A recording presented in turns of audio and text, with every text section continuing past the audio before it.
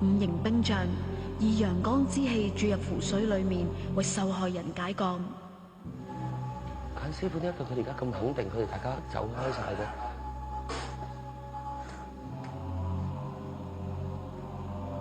而家飲緊嗰杯係湖水嚟嘅，湖水。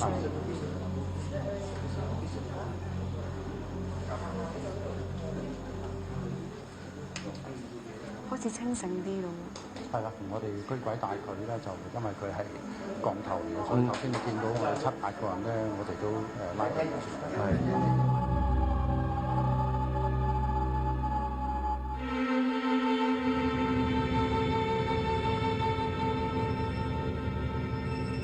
翻唔翻到嚟？可以未啊？我可唔可以同佢傾偈？可以嘅。阿鄭國明啊，你頭先入嚟嗰時咧，你又不停咁樣要扯翻走咧，你知唔知自己你要走㗎？唔知，你係完全唔知道你自己頭先做咩嘅。你知10個人撳住你，你都好似癲㗎咁樣。你什麼時候看？哇！翻嚟先，我哋俾佢翻咗嚟先，好唔好？最緊要個人翻嚟先嚇，翻嚟先嚇，揾翻自己先，好唔好？嚇 ，OK。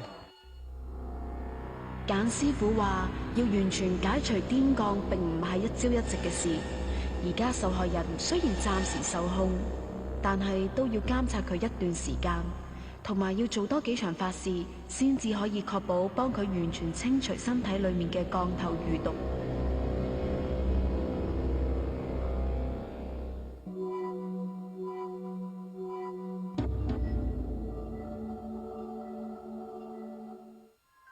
新加坡嗰個中降者咧，佢得罪咗一個即係公司嘅同事。佢突然間個同事同我講：你夠膽望住我啊咁？跟住佢咪望住佢咯。佢一望咗之後咧，佢成個人就已經，佢覺得俾人用眼啊落咗降之後，佢成個人就魂魄唔齊啦。自從俾人攞降之後咧，佢連鏡都唔照嘅。佢因為佢試過第一次照鏡，佢望到個唔係自己嚟嘅。即係話佢呢個同事其實亦都係一個落降者，佢。